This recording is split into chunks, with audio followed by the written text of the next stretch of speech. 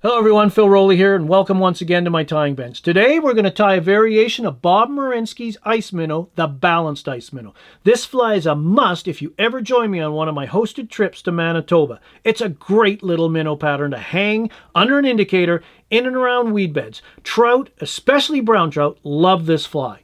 So join me and I'll show you how I tie it. If you like this video, of course hit the like button, subscribe to my channel, and hit that bell if you want to get notifications about future videos. Check out the comment section below for the pattern recipe and all the tools and materials I use to tie this fly. So let's get going.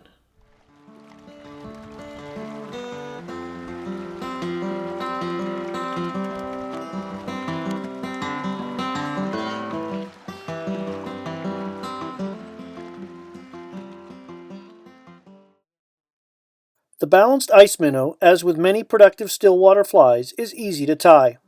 Here are the materials you will need to create your own school of balanced ice minnows.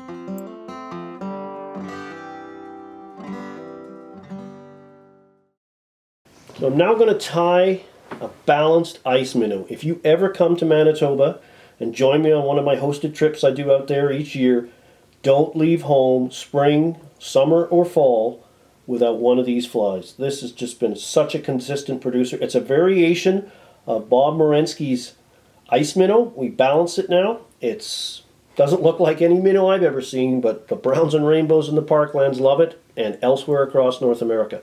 So into the jaws of the vise, I've got a number 10 Daiichi 4640 jig hook. We tie these in 10s and 12s. Particularly in the fall, they'll get on the smaller, immature fry that are around. Fathead minnows a lot when we're in Manitoba, and the smaller sizes. So we're just going to start by winding on. This is MFC 60 white thread. Nice and strong so we can bind this pin assembly we're going to put on. So we're just going to come up. Right back to the return just before it falls off. And then we're going to tie in our pin assembly, which you could use a common household pin that you cut to length. So if you're going to cut the pin to length, you'd cut it from basically where the thread is hanging to align with the hook point, and just sit with a pair of side cutters and pre-cut all of those for the number of flies you want to tie. But we're going to use a sequin pin. You get these at Michael's. They're pre-cut. This is a silver one. They come in silver and gold. You get them in the stitchery section. They're about $8 for 600, a lifetime supply. And onto that pin, I've slid a 1/8 inch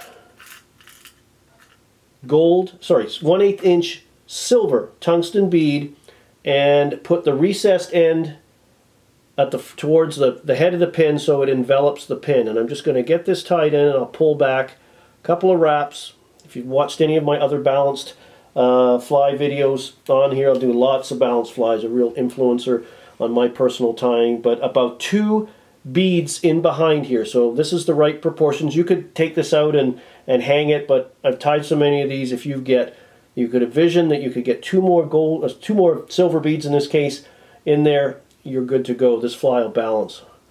And we're just going to wrap that in nice and firm, secure that pin, lash it to the top of the shank. This is why we're using the 6/0, or you could use 140 denier UTC as well to really wrap it in.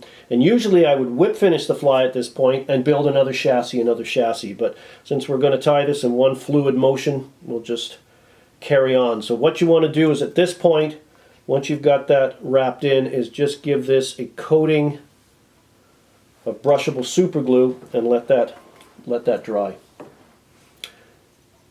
And then we're going to carry on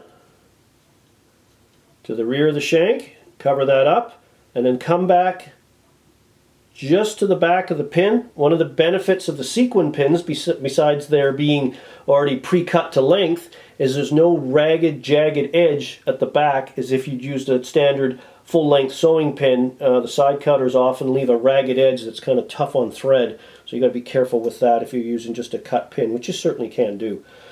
For the tail, we're going to use some Marabou. So we're looking for a plume that's got nice bushy fibers to it, and we're just going to strip off one side of this plume, stand the fibers out so that by pulling on the fibers and so they're perpendicular to the stem. The tips even up, and we're just going to strip and roll the fibers off the feather. So we've got a nice, even, relatively even clump. If they're starting to blow around a bit, you can certainly moisten them. I want to make the tail too bushy. Sparse movement. And we're going to measure this tail so it's about shank length.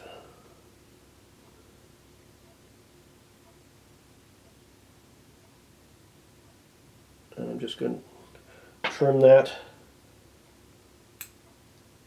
factoring in, excuse the band-aid, just make a nice shank length long tail sticking out the back. Just lash that down, try to cover up everything. You got a nice even tail. We don't bother putting any flash in this. I suppose you could, a little bit of crystal flash if you wanted, but over the years we've evolved this fly. It doesn't make much difference, so we don't do it. Now the body material, we're using Brill.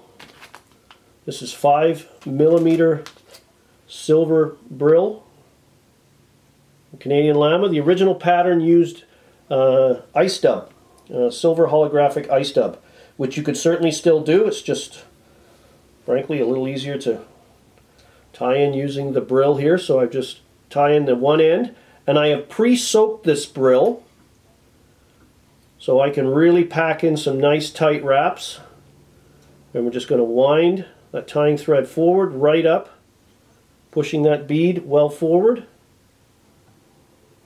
And then we're just going to come in